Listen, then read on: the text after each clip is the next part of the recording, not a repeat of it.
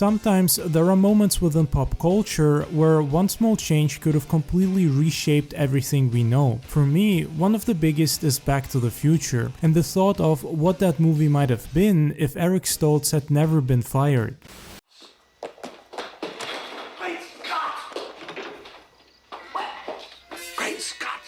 It's one of those things that almost doesn't seem real when you think about it now. There was a version of Back to the Future that existed and might still be found somewhere deep in the Universal archives that was filmed and almost finished with a completely different face in the DeLorean.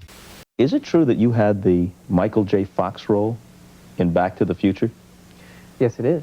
I think about it sometimes and how close the movie came to being something else entirely. Stoltz was a great actor and pretty popular in the 80s and early 90s. He was intense, thoughtful, and grounded. An amazing method actor that could take on some of the most dramatic roles and nail them perfectly. He just wasn't Marty McFly the way we all picture him. His style was heavier, more dramatic. He played it like a serious time travel movie instead of an adventure comedy, which is why the movie didn't work with him, or rather his interpretation of the story, its themes, and the character. Back to the Future needed someone lighter with a sense of comedic timing who could make you feel like this insane sci-fi concept was just another wild day in a teenager's life. Are you telling me that it's 8:25? Precisely. Damn. I'm late for school.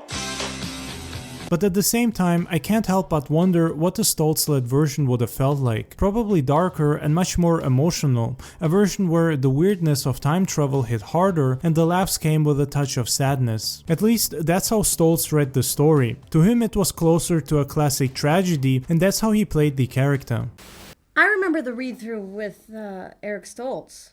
That's the only read-through we did. And Eric, I remember really vividly him saying that he thought it was they said, "How do you feel, Eric?" And he said, "I think it's a tragedy. My character remembers a past that no one else remembers."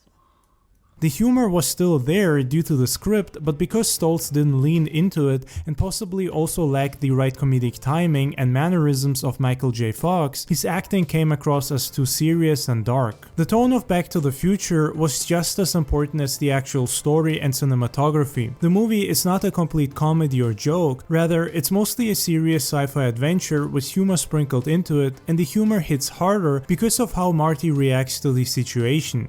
Whoa, wait a minute, Doc. Are you trying to tell me that my mother has got the hots for me? Precisely. Michale J Fox nailed the character because he embraced the over-the-top nature of the script. With Stoltz, maybe the movie would have been viewed differently. Critics might have treated it like a deeper story about fate and family rather than the ultimate 80s adventure. But it also might not have become the legend it is now. I mean, it's simply impossible to imagine Marty as anyone other than Michale J Fox. I made a decision that was based on, just the desire to get the movie made, and I was given an ultimatum by the head of the studio that if I didn't start the movie on a specific day, they weren't going to make it. My first choice for the part wasn't available because he was in a TV show. So Eric is a really good actor, and I made the decision to put him in the movie, but it turned out that his instincts and the type of comedy that the film we were doing wasn't really gelling. There's this strange beauty in the idea that a movie can live twice, with one version actually existing and the other almost happening. You can see flashes of Stoltz's version in the behind-the-scenes photos. The red vest, the same sets, the same lines. It's eerie, like a ghost film that exists in a parallel universe. Meet Marty McFly, the world's first time traveler. He's a very strange young man. Where does he come from? From the future. He's a teenager from the 80s, trapped in the 50s. I can't be stuck here. I got a life in 1985. Only one man can help him. Only one man can get him. Back to the future. Steven Spielberg presents a Robert Zemeckis film, Back to the Future. Get back to a cinema near you. Check press for details. I've always thought that kind of thing captures what makes Hollywood so wild, the thin line between a cult classic and an all-time legend. Michale J Fox brought that spark the film needed. He had this easygoing energy that pulled you in. Every grin, every stumble, and every guitar riff just felt effortless. He made Marty relatable, fun, and alive in a way few actors could. Are you telling me that you built a time machine? Out of a DeLorean? With Stoltz, I think the movie would have been fascinating, but maybe not fun. And Back to the Future isn't just good because it's well written or well directed, it's good because it's fun. It feels like the best parts of the 80s merged together.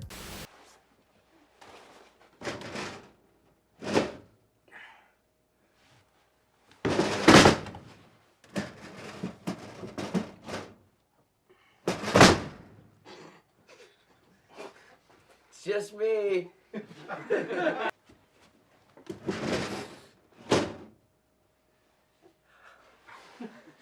Well, I thought I'd let you play.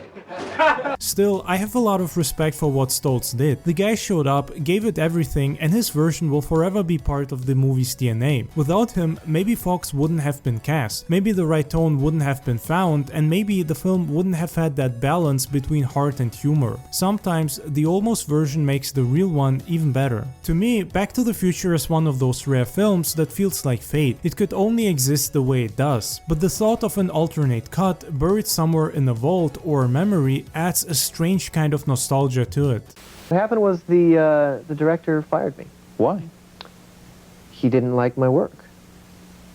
So they were well into the filming, or right at the start? We were pretty far into filming, yes. He was very nice about, well, as nice as you can be when you're firing someone, but he said that I wasn't giving the performance that he wanted for his film, which I can respect.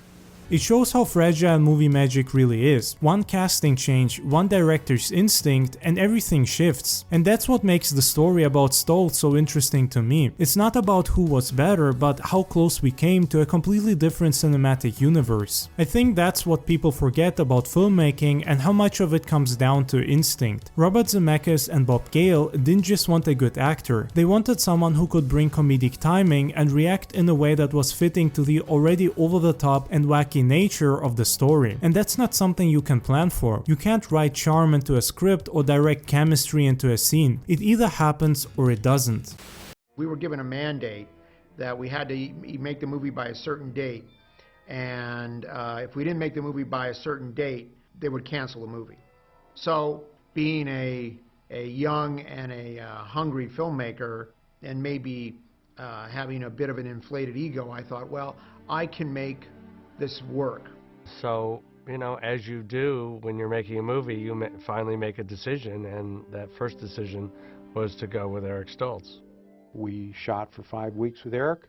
He was totally professional, but there was just something missing. He's a magnificent actor, but his comedy sensibilities were very different than what I had written with Bob, and he and I just never were able to make that work. And he showed me the first 5 weeks of footage cut together, and he just said, I don't think we're getting the laughs that I was hoping we would get. And I looked at Bob and I realized that he was absolutely correct, and I said, Bob, what do you want to do? So I had to make this horrific decision, which was very heartbreaking for everybody. But luckily, I was able to convince the studio to let me reshoot 5 weeks of work. When I think about Stoltz's version, I imagine he probably leaned more into the horror of the situation, waking up in another time, seeing your parents before they were your parents, and realizing you could erase yourself with one wrong move. That's potentially terrifying stuff, and Stoltz would have sold that if Back to the Future was a darker movie from the get-go. But then it probably would have lost the wonder, the heart, and the humor that made the movie so rewatchable. Every time I rewatch it now, I can't help but imagine that other version playing out in some alternative timeline. A darker, quieter film that never became the pop culture phenomenon we know. But maybe that's what makes the real one so special. It found the perfect balance between science fiction, adventure, and comedy. And he can sleep in my room. I gotta go. I gotta go. Dang. Gee, you smoke too? Marty, you're beginning to sound just like my mother.